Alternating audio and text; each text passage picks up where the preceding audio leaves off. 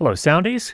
Welcome to our Sound for Video session. Today is the 18th of April, 2021, and we had some new music this week for the intro music. Emma tells me that it was elevator music, but pretty good elevator music. So I hope you enjoyed it. Let's see. Let's go ahead and go over to our agenda and let's get started on our session here. So first up, this week there was a I don't remember. I apologize. Somebody had alerted me to this. I'd seen it somewhere maybe on Twitter or somewhere, but someone else also sent me an email about it. But there's a marketing blog or something that published their kind of summary of a scientific study that was done that suggests that audio quality impacts the way that an audience sees and evaluates a presenter. So anyway, we'll take just a quick look at that.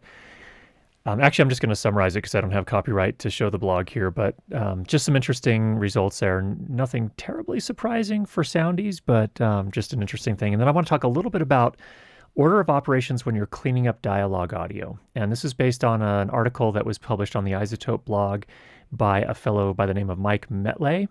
And I have kind of added some of my own thoughts as well.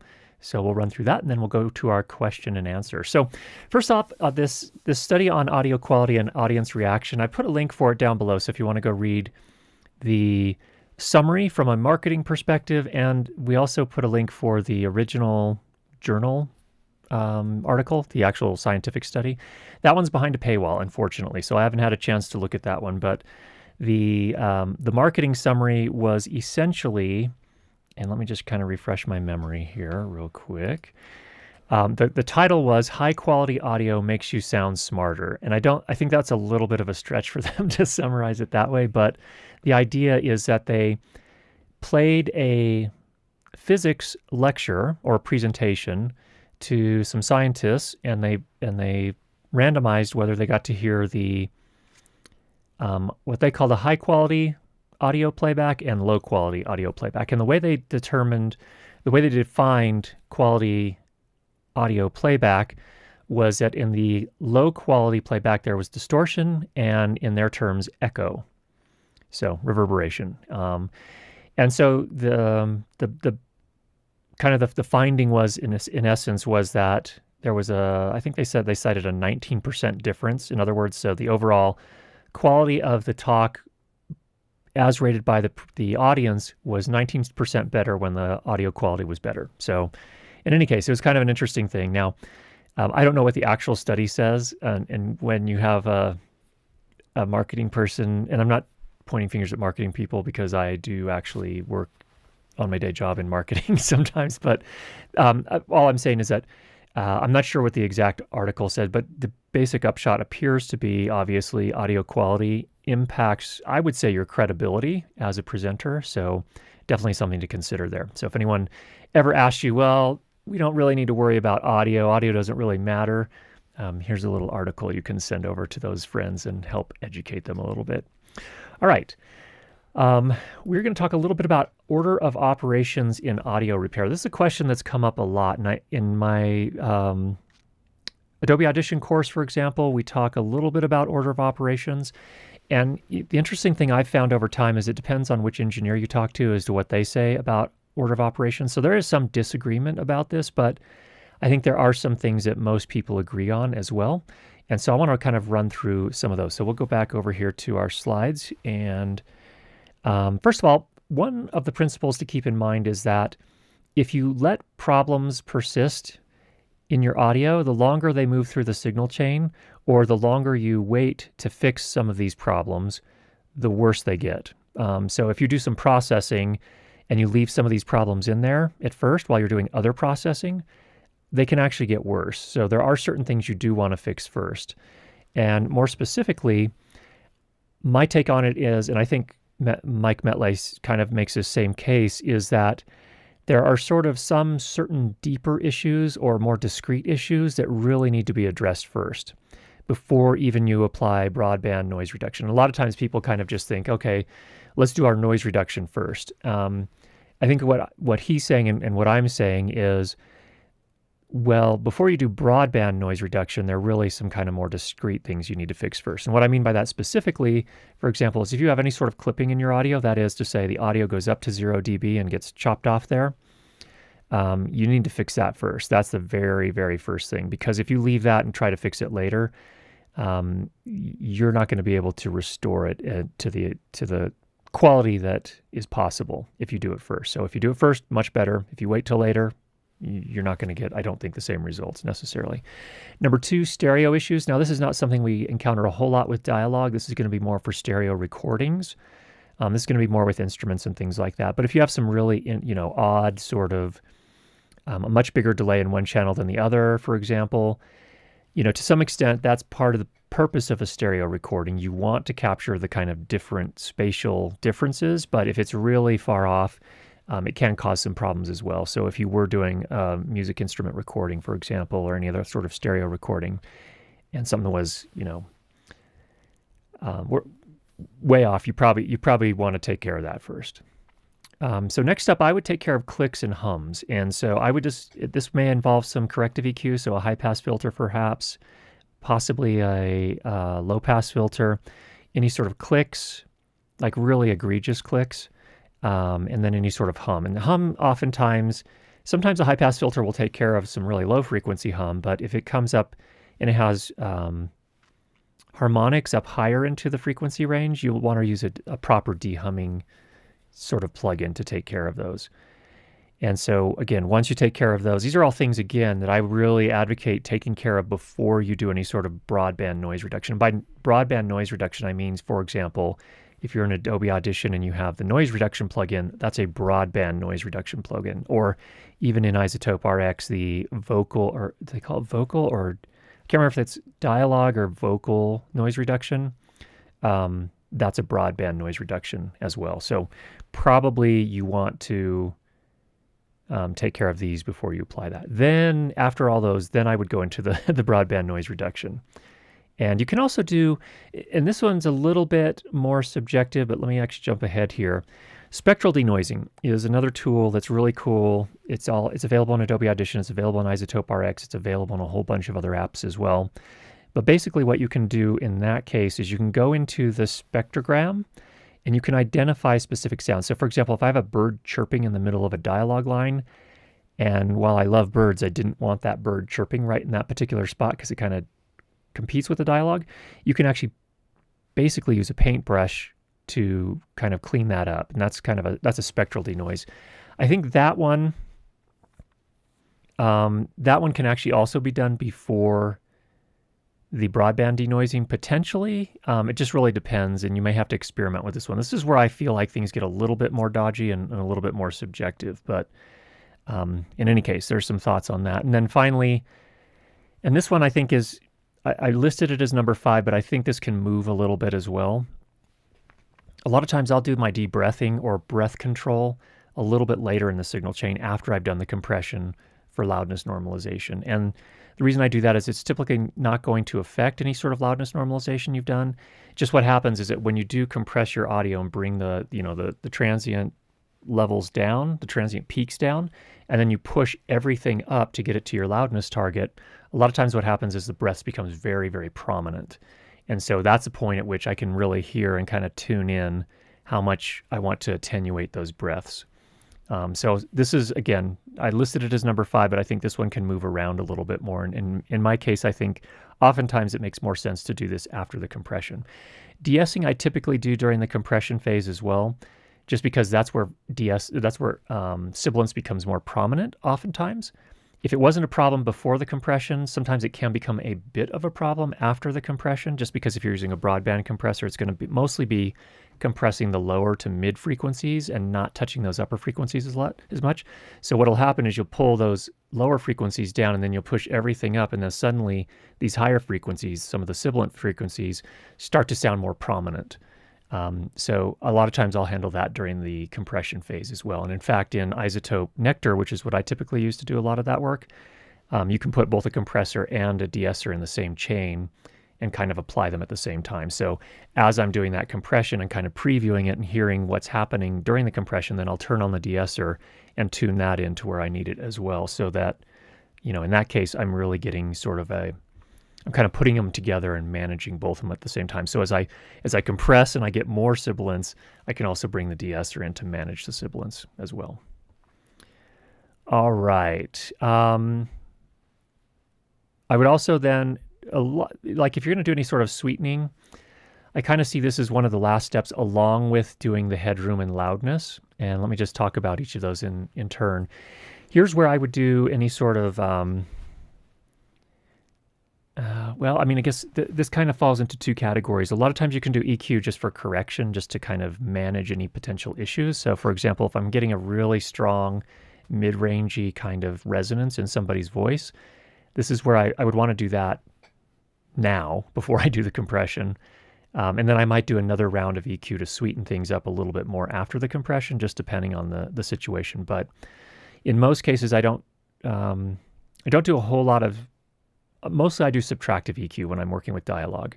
Mostly I'm cleaning up resonances, usually mid-range types of things. So that's kind of my perspective on that. And then of course, headroom and loudness. What I'm talking about here is, again, compressing those peaks, bringing them down so that you can push the overall audio levels up to your target loudness level. So that's usually kind of the last step. All right, I think that's everything there. Yes, so if you have any questions on that, or any input or other thoughts on that, go ahead and hit us in the chat with some of your input there. And let's jump over to our questions for this week. First up from Timothy, is there some standard when it comes to loudness of the background track versus the vocal track for YouTube videos? I'm finding it hard sometimes to find the place where the music is present but not overpowering. I try to do it by ear, but I'm rarely happy with how it sounds on my tablet or phone. I'm setting around a 15 decibel difference. Is that about right?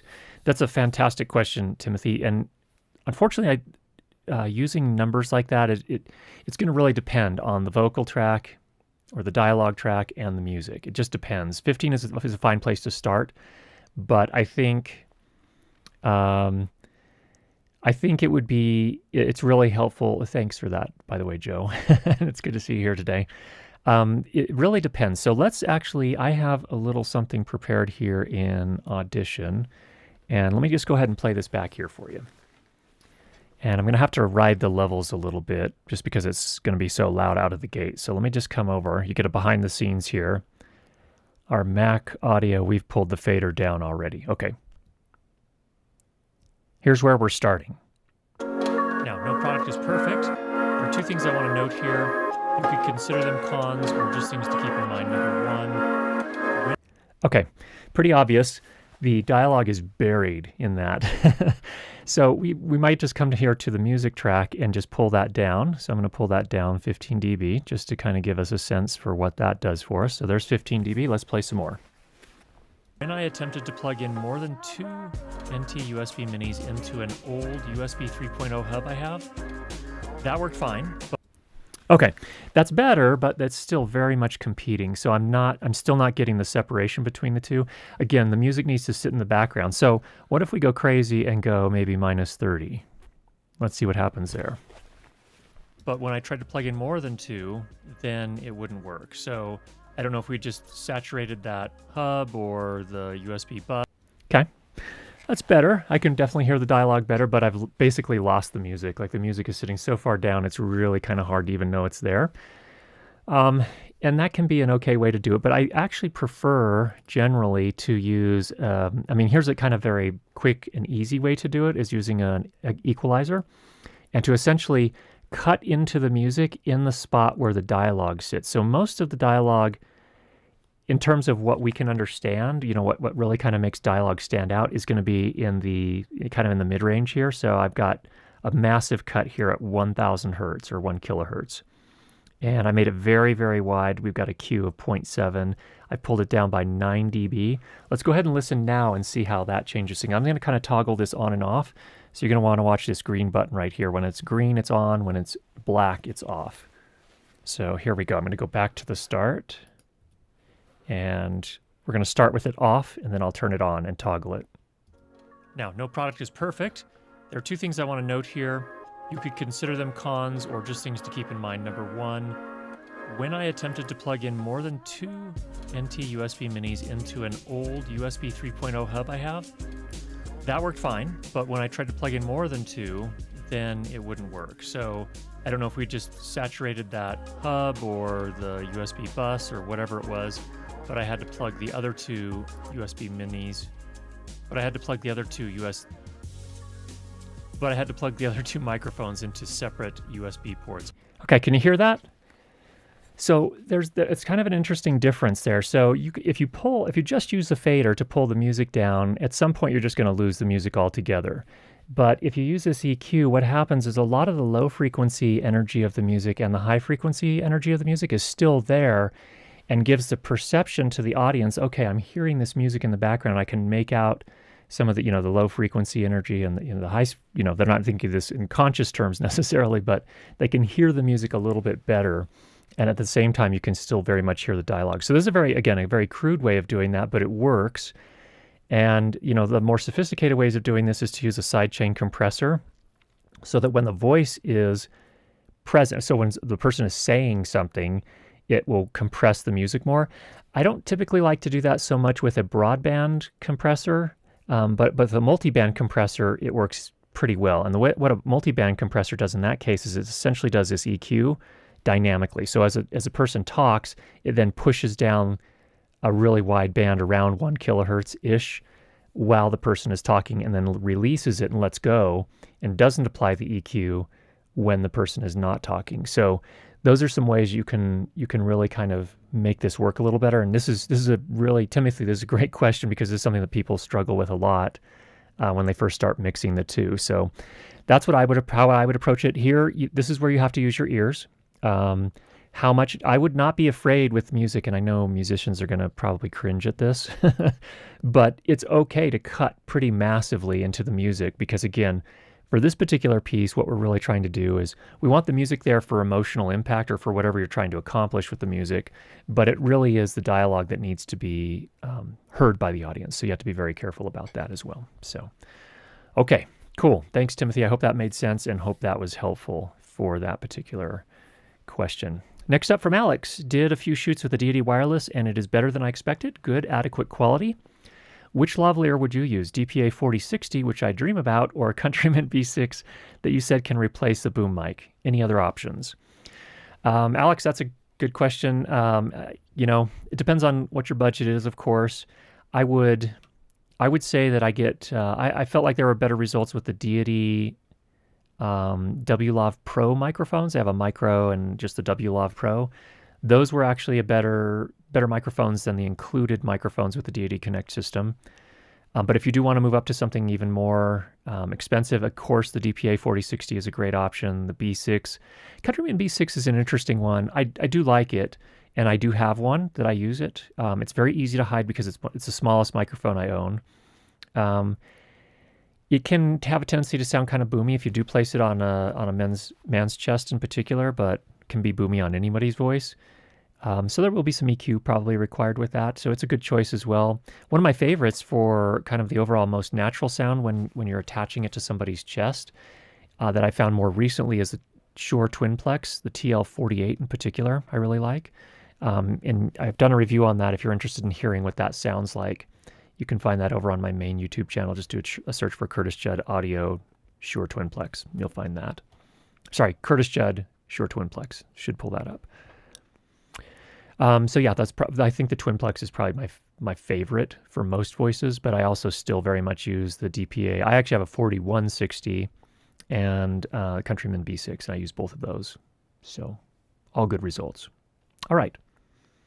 Let's take a look at our next question. Thanks for that, Alex. Next up from Mark, in relation to quality or how a presentation is generally received, do you believe that the levels we are aiming to master at are one of the more important factors? We know that YouTube doesn't turn our videos up, only down. I am aiming for -14 LUFS, the YouTube standard. I find aiming for -14 LUFS, the YouTube standard, can sound great for some presentations, but really not good for others. But at the risk of being that video that drops significantly in level, I often default to as close to that standard as possible. I'm interested to hear your views on final levels as pertains to perceived quality. In addition, what integrated LUFS value would you aim for your whole dialogue track? All right, so a lot to talk about there. So yes, Mark, let me tell you my guess as to why YouTube chose that target of minus 14 LUFS. I think really I don't know who followed whom, but I don't know if it was Spotify following YouTube or YouTube following Spotify, or they both kind of independently came to this on their own. But you have to consider that the biggest variations that Spotify was facing was they were playing back mostly music. They added podcasts more recently, but music was the first thing that they did. And in popular music, there has been a loudness war waged for years now, for at least the last, I would say, it's interesting. In the 90s, you started to hear albums come out that were really much louder than others. There's like the mastering engineers were working with the artists and producers, and they were saying, we want it louder. And so that game's been going on, I think, at least since sometime in the 90s is when we really started seeing, like, you can play some 90s albums, popular music albums I'm talking about, and some of them still have a lot of dynamic range, and others are just pushed up really hot, where they just compress a lot of the dynamic range out so they can make it perceived, in a perceived basis, sound much louder. So I think really what Spotify was trying to do was kind of manage that loudness war, and that's why they chose minus 14. Minus 14, there is very little popular music that comes out that comes in, if you just measure it in terms of loudness units full scale, there's very little popular music that comes out quieter than minus 14. Almost all of it is at least at minus 14. And in fact, let me just show you something. This is interesting. Let's come back here into Adobe Audition. Check this out. So here is an audio track. This is actually the intro music right here. This is what we played just a few minutes ago. And look at this. Look at those peaks. And you might think to yourself, whoa, isn't that clipping? Watch this. We'll go to amplitude statistics. We'll scan it. Nothing is clipping. The true peak amplitude is 0.04 dB true peak. So nothing technically clipped, which is awesome. But man, they pushed it right up to the very limit here. And this is actually not the loudest track I've ever heard. But look at this. Minus 7 LUFS. That's pretty typical for a lot of modern popular music. So what happens is that the Spotify, for example, and actually now YouTube would take this track and actually pull it down so that it sits at minus 14 LUFS. So they would drop it fairly substantially in terms of overall perceived loudness. Now, you can actually, it's interesting, you can actually watch, if you have any sort of meters on your computer while you're playing back a YouTube video or music from Spotify, you'll find, like on your audio interface, a lot of times you'll find that those meters will be like pegged up against some certain level. A lot of times it's at like minus 10. It just sits at minus 10 and hardly varies at all. And that's because the online music service has taken something that was mastered, again, probably very much like this audio clip that we just looked at, up to minus 0.04 dB true peak, and they pushed the overall loudness down, and so now it's pegged up against minus 10, basically. So that's kind of the main idea. And I think YouTube did that again, mainly because of music. A lot of people are listening to music. They'll like choose these playlists and just play music back from YouTube, even though it's a video platform, but they're kind of competing in that space as well. So I think that's why they chose minus 14. Now, to get to your question, that was the background. Sorry it took so long to get there, but my thinking is that for content that is primarily spoken word with maybe just a little intro music, a little outro music, maybe a music bed underneath it, my perspective is that dialogue needs to be ideally, in most cases, it seems to me it sounds better if it's not quite so compressed, and it's not pushed quite so hard in terms of overall loudness. So for me, almost all of my videos, I target at minus 16 or minus 17 LUFS, roughly. If I'm doing a microphone review, I actually will only leave it at minus 23. And the reason I do that is because I can usually get to minus 23 without doing any compression at all. So that's why you'll see the difference on some of my videos. But the intention there is that when I'm doing a microphone test or an audio interface test or something like that, I want people to be able to hear what it sounds like directly out of the recorder so they know what they'd be starting with. But then, if I'm going to produce something a little bit more, I will push it up to minus 17, minus 16 maybe LUFS, and that will involve some compression and other processing. So my perspective is that generally for pieces that are primarily spoken word, I usually aim for minus 16 or minus 17 LUFS. That's my perspective. And I think you're right, and I agree with you that when you push it to -14, sometimes some voices in particular just do not sound that great because you have to compress them so much. They start to sound weird and not very pleasant to listen to. So, I think a really skilled engineer could probably still make those voices sound pretty good. They'd probably have to do additional EQ to really kind of balance things out a little bit more and still push it to -14. But I prefer not to do that if I can. I'd prefer to keep it a little, not quite so loud, and retain a little bit more dynamic range. So that's my perspective on that. So thanks for the question there, Mark. All right, next up from Andrew. I have been looking for alternatives to my SM58 for online presentations. We have an untreated space and traffic noise, so the dynamic is great. For my initial research, I thought I'd try a Sennheiser E835 or E935 cardioid dynamics. From what I read, they're better mics that require a little less gain from my Yamaha mixing board. The E945 is a super cardioid dynamic. However, the less forgiving pattern might not be ideal. I don't know. This led me to the Sennheiser E865 or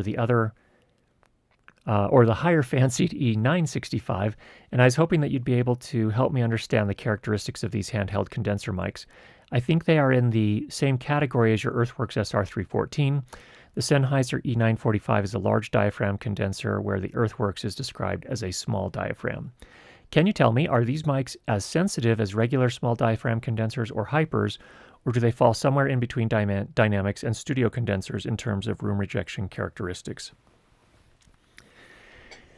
Great question, Andrew. And there's a lot of this is an interesting topic because there are a lot of kind of the general rule of thumb. Let me just say this: the general rule of thumb, if you're working in a space that's not acoustically treated, where there's background noise, there's traffic noise outside, typically I recommend people go with a dynamic microphone. And the reason for that is that to get the same signal to noise ratio, people generally have to work up closer on those microphones. So you're really optimizing that signal to noise ratio. Because people have to push up closer or work up closer on the microphone, and because they're pushing higher gains, even just to get good levels there, generally the end result is that you're not going to pick up as much of the background noise. So I think dynamic microphones really are probably, from my point of view, still the best choice in those circumstances. And what's really interesting about the mics that Sennheiser has made, these dynamic microphones, at least the E935 and 835, is I think they've really done a nice job of making something that doesn't sound quite as, I don't want to say this in the wrong way because I don't want people to get offended about the SM58. I'm an owner of the Shure SM58, and it's a fine microphone. But it tends to sound a little bit woolly sometimes, especially if you work up really close on it. And it has a really kind of funny mid to high frequency response that doesn't mix well with everybody's voices. So I think Sennheiser really tried to make something that sounds a little bit more balanced and also has, I think, a more even high frequency response. It sounds a little bit more like a condenser microphone. So a lot of dynamic microphones will start to fall off pretty quickly. Anyway, you could debate all day long about that, but Andrew, my thinking is if you've got traffic noise and you've got an untreated room where you've got some reverberation, I'd probably stick with the dynamic microphone. But I think one of those Sennheisers, E835 or the E935 would be good. I've never tried those individual mics, so I don't really know. I can't really say, you should definitely get this one because I don't really know.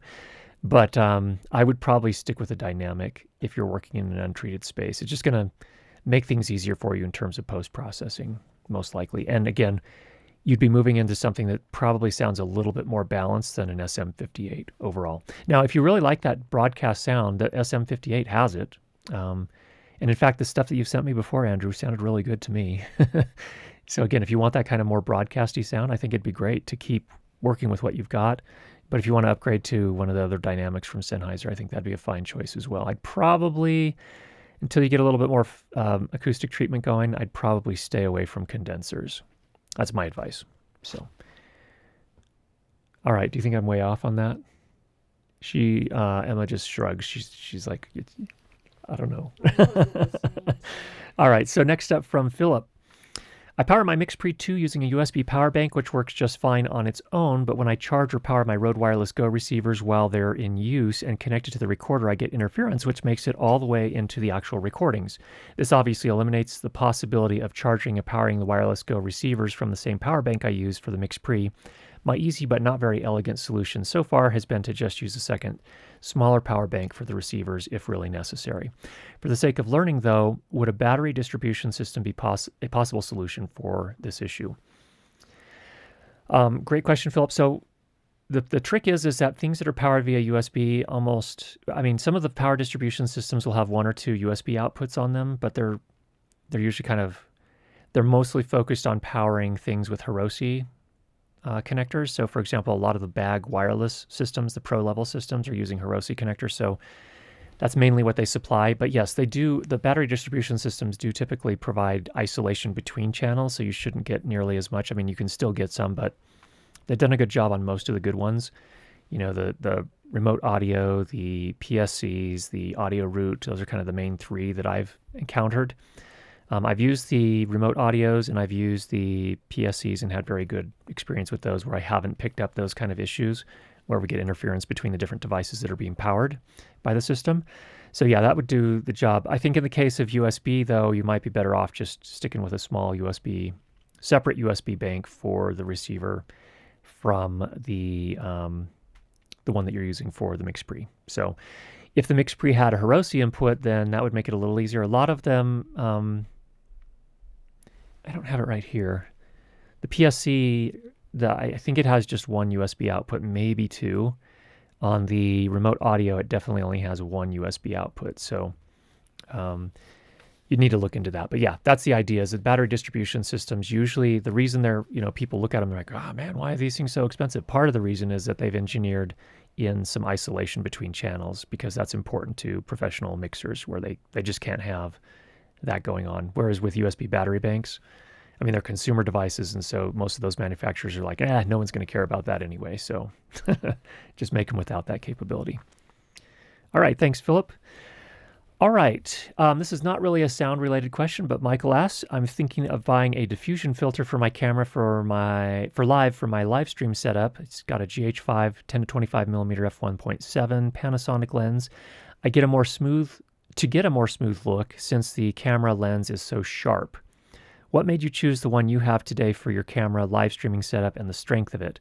What other filters, pros and cons, were you looking at before you decided which to go with? Because there are so many to choose from.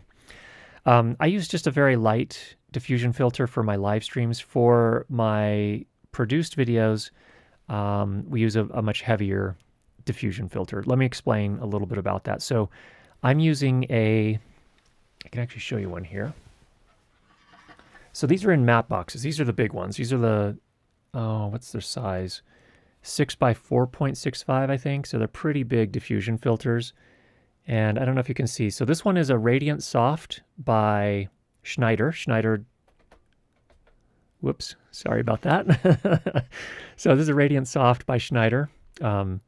And this slots into a matte box. So I've got a matte box on the camera here, and I've got a matte box on my camera that I use for the produced videos as well.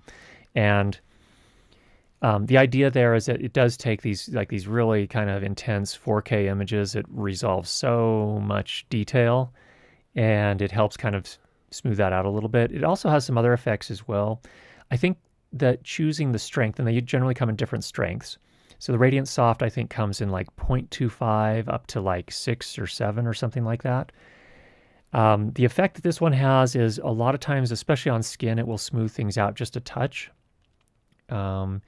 Give it a little bit of a glow, so it'll look a little bit more like there's this kind of difficult to describe characteristic that you'll see a lot of times in cinema or movies, where if there's a face in there, they'll often use these diffusion filters, and they'll use there's a whole, what is it called? There's like a Hollywood gold or something like that, or a Hollywood black magic. I don't remember what it's called. There are a whole ton of them out there. A really common one that you'll see people use is a Pro Mist filter. I didn't want to use a Pro Mist because a Pro Mist makes it look kind of like a rainforest, and we weren't going for the rainforest indoors look. But But the Radiant Soft that I use for the live streams, I think is a 0.5 or a 1. It's one of the very weak ones. It doesn't do a whole lot. It will raise the shadows just a touch, so it'll kind of reduce the contrast just slightly. But the main effect is that the skin will look a little bit smoother, not quite so harsh as a lot of times a 4K image can, or a 6K image, or whatever you're shooting with. So that was the reasoning I used. Radiant Soft was one that I looked at specifically because it didn't have this characteristic of raising the shadows quite so much, which to me, there comes a point when it could start to look a little weird. They use that a lot in movies, like in low-key scenes, to kind of make it a little bit, make it so that the shadows aren't completely lost, just kind of raises the shadows as well. So anyway, and it has this tendency to make the highlights bloom. I guess that's one of the terms you'll hear a lot as well.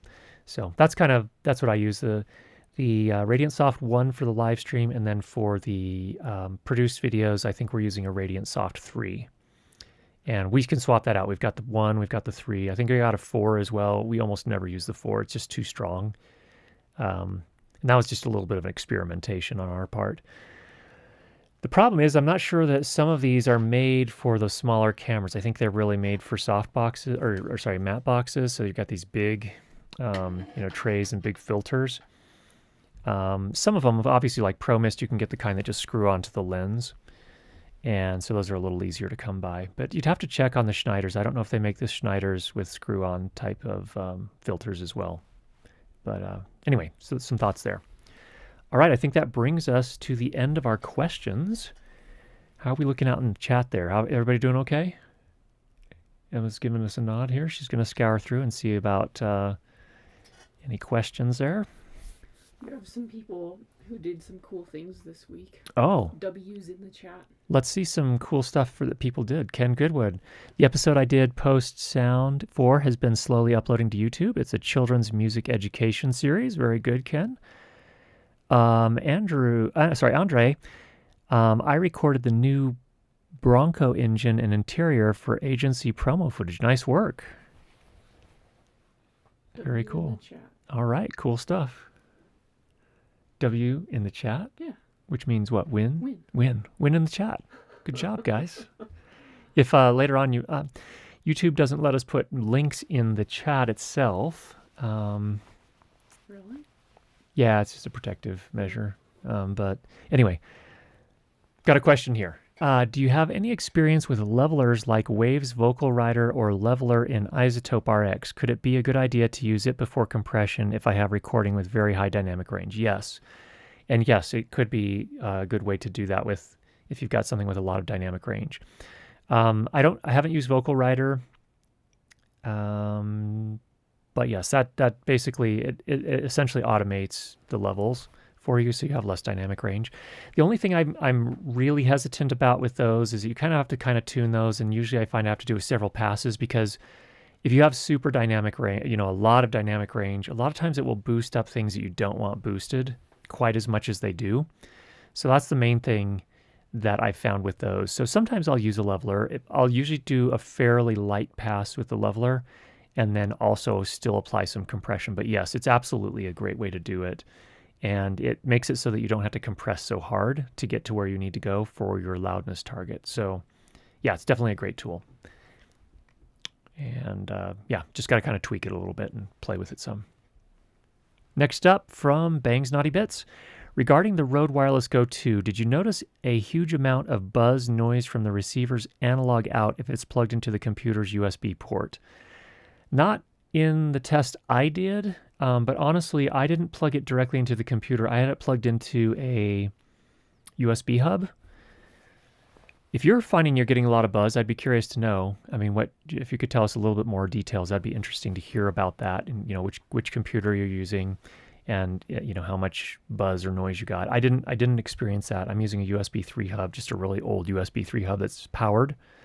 I don't know. I can't remember if it's grounded or not, like with a 3-pin AC plug. But we have not experienced any issues with that particular one in terms of buzz or noise. What's interesting is I'm getting a lot of comments from people on the Wireless Go 2 review now that it's been out a few weeks A lot of people now have them in their hands, and they're doing things with them that I don't think Rode necessarily anticipated. Or, they're just going out into the wild, and now, people are finding issues with them. And, it's a consumer wireless system, so you're going to experience, it's not going to work perfectly with all devices. Not that all pro devices always work perfectly with all other devices as well, but, I have heard complaints that people are getting, we saw one earlier with the USB battery bank. So if you're powering that plus your mixer with the same USB battery bank, we're hearing about some issues. Here's another case here, plugging directly into the computer. I'd be curious to know if maybe a different cable or putting a USB hub between it, which is a pain, but at least for troubleshooting purposes to see if that makes a difference as well. That'd be interesting to know. So, all right. Shoji, what's the best method to get rid of low-level background noise on a Zoom recorded dialogue track? Basically the same process we worked through before. So if you've got any discrete issues, I would take care of that first. Also, incidentally, with Zoom, if you're recording a Zoom call, one of the things that's important to keep in mind is if you can have your participants in the recorded call, have them wearing headphones, or at least turning their speakers off. But that's why I'd say wear headphones and turn on, or there's the term that Zoom uses is turn on original sound. So it's doing less of the processing and echo cancellation and all this other stuff that generally makes for some pretty crunchy audio. So I would have them turn on original sound. And then from there, I would, take care of any hums, take care of any clicks and pops. If there's any sort of distortion or clipping, take care of that, of course. And then after that, I would do the broadband noise reduction. So that's how I'd approach it. All right, from Paul, is it possible to work with condenser mic at a distance similar to that used with typical dynamic mic, but with lower gain? Absolutely, yes. In such cases, we should have a similar control over reverb, or am I wrong? I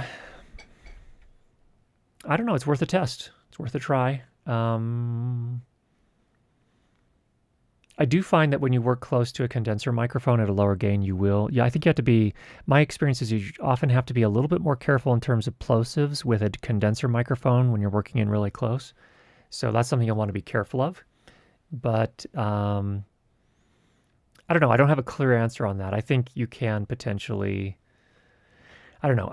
For me, what I like to do is that when I do have a noisy space, or if I have someone who's just getting started with podcasting, I almost always tell them stick with a dynamic microphone. They're generally going to have a better experience. And then the next question they'll come back with is, well, my levels aren't loud enough. I can't get them loud enough.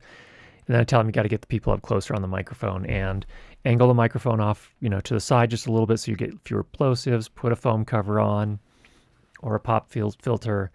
And usually they're pretty happy with the results at that point. So if you have someone with really good mic technique, I think you can probably achieve the same thing, Paul, to answer your question. So,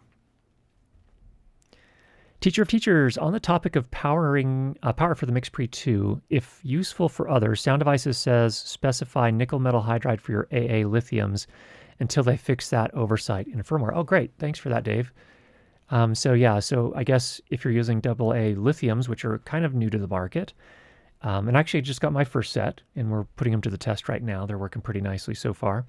But in the MixPre, it looks like you need to set the setting in the menus to nickel metal hydride for those. That's interesting because lithium chemistry actually operates a fair bit differently. It actually operates more like, it's kind of a hybrid. It acts more like alkaline batteries from the standpoint that it provides a little bit more voltage. So it's more like in the 1.5 volt range.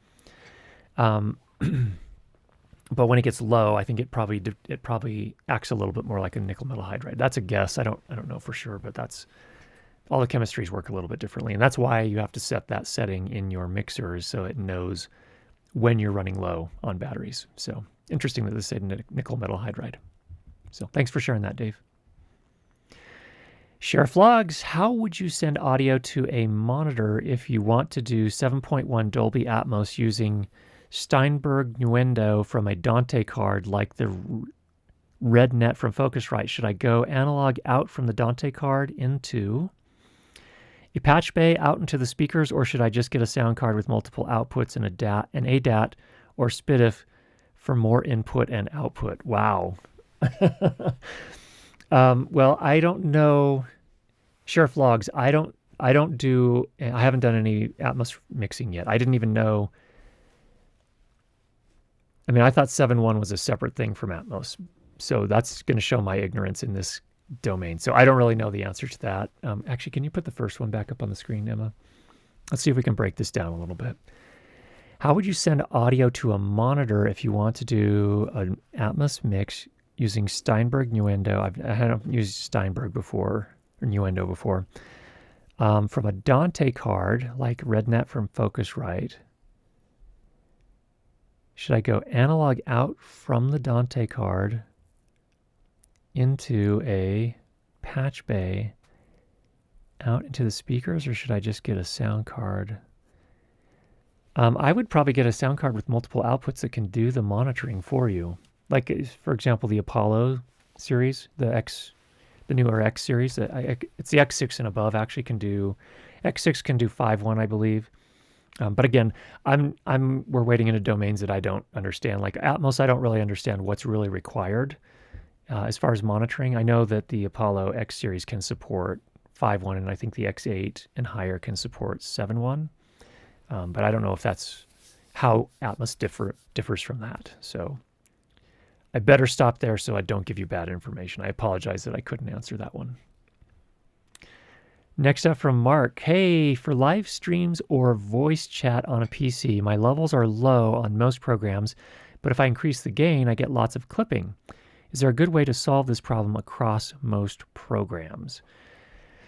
Oh, well, it depends so much on the programs and what they're doing. A lot of consumer-grade communication software like Zoom, Skype, a lot of the others are going to apply their own processing, including echo cancellation or the equivalent of mix minus or dynamic mix minus or whatever they're doing. And sometimes I think they also do kind of auto gain stuff as well, because again, most people who are not soundies don't really know what to do. So it's really, those apps I don't really, in as much as possible, I would turn all of that off. Turn all of the auto processing off that you can, and then you should run into fewer clipping issues in theory. Some of them you can't turn all of that off, unfortunately. So I don't know of a great way to solve that problem, unfortunately. But it's going to depend more on the specific apps that you're using. And in any case, I would turn that stuff off in as much as you can. Also, sometimes the microphones, if they have accompanying software, some of that accompanying software will do some processing as well. So you may have to look there as well, depending on, I'm not sure what you're using, Mark, in terms of a microphone or if there's any software associated with it. But you may need to look there as well.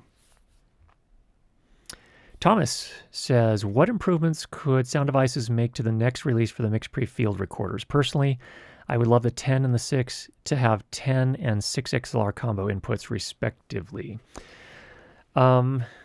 Well, that's a lot of inputs. From my point of view, some additional processing for live streams would be helpful. So, for example, an EQ would be really helpful, like they've done in the 8 series. They've already got some noise reduction with the noise assist. They've already got auto mix with mix assist. So for me, really kind of the main thing that would be missing if I'm going to be doing more live stream type work would be an EQ. That would be the main thing for me. I'm not necessarily looking for more inputs, but if you need more inputs, you need more inputs. So another thing that I would like to see, though, too, would be the third-party control surfaces are not that great, at least the one I've used, which is what's the name of that one, Emma? The control surface for Ableton that you have upstairs. Oh, the Novation Launch Control. Yeah, Novation Launch Control XL. It's okay, but not perfect. I would love to see a bespoke, that is to say, a control surface that Sound Devices designed specifically for the MixPre series. That would be cool. With a bigger screen, bigger touch screen, ideally. But that would not be cheap, to be honest. That would be a fairly expensive investment.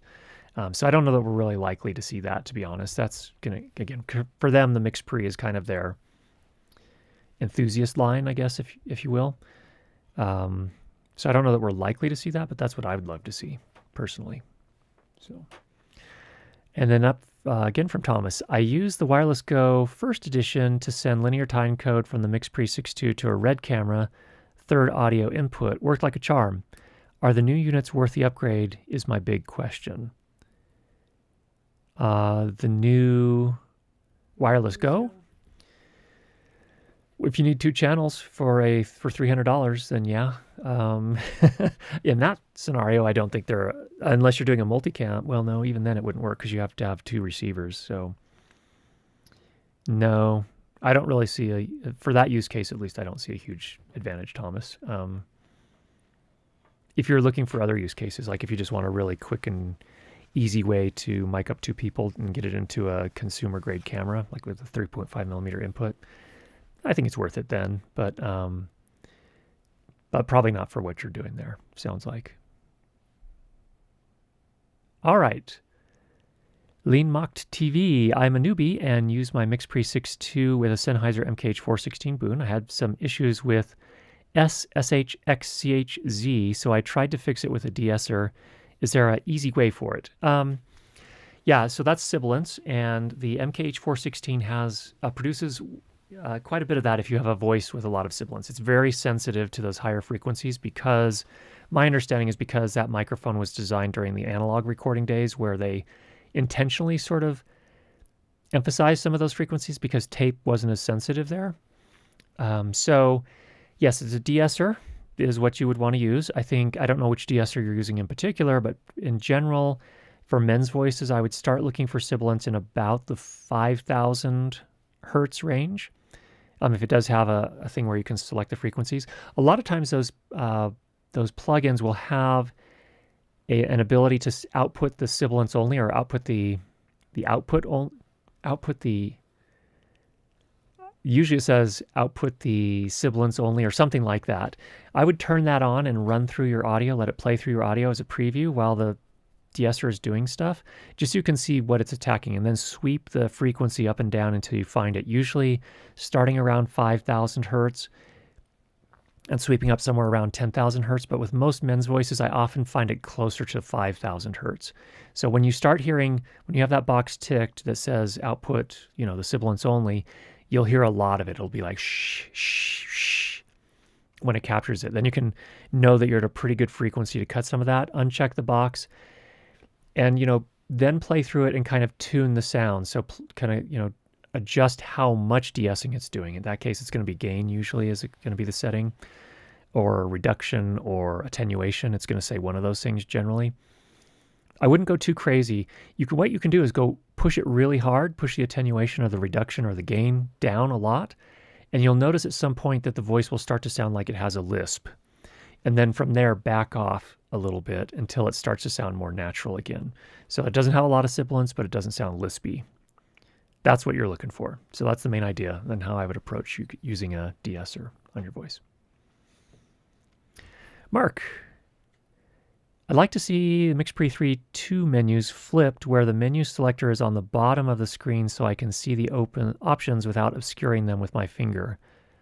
What do all you MixPre users think? Let me grab this.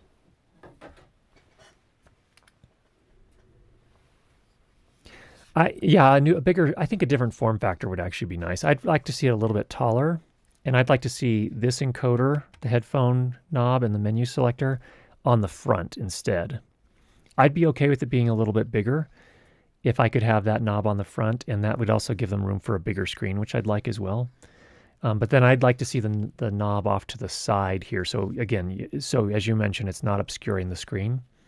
But yeah, I asked Paul about that specifically, and I asked him, why'd you put this over here? And he said, because we've always done that.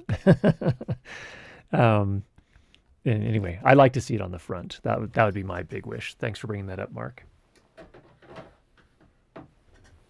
Okay. How are we doing? That's everything in the chat? That's everything in the chat. Thanks, everybody, for coming by today. Appreciate you coming by to join in the soundy fun here. Oh, actually, let's bring up Rob's. Rob has a thing here that I want to actually talk about for just a minute. It's at the end. See it there? There it is. Okay. Yeah, so Podcastage did, Bandrew from Podcastage had a live stream gain management video he did recently. Really good ideas.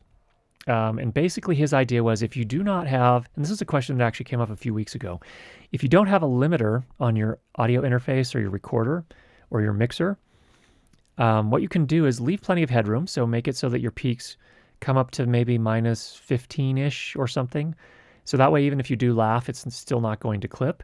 But then in OBS, or this could also apply with an A10 Mini, there, what you can do is apply a compressor and some makeup gain. So you can then, essentially make it louder. You can also apply just regular gain for that channel. So that's a really good video, and I'm glad you brought that up, Rob. It really, really interesting and good, I think a very effective approach to kind of loudness optimizing your audio for a live stream, especially if you're in a situation where you don't have, a built-in limiter or a compressor or anything like that. So it's really good advice from Bandrew, and I agree with that. Okay, and then Brian has one here. Brian says the Wingman app should have a volume knob and maybe go wireless. Oh, like where you could monitor wirelessly. I've never seen a wireless app that can do that via Bluetooth, and I don't know if it's because there's just not enough bandwidth. I suspect that's the case. I think there'd be too much latency, so that's my guess as to why nobody has done that yet. It's not on any of the Zoom apps. It's not on the Sound Devices apps.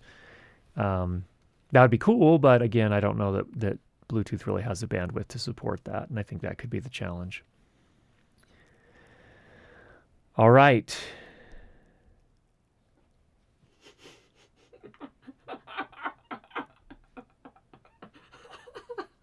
Okay, Chew.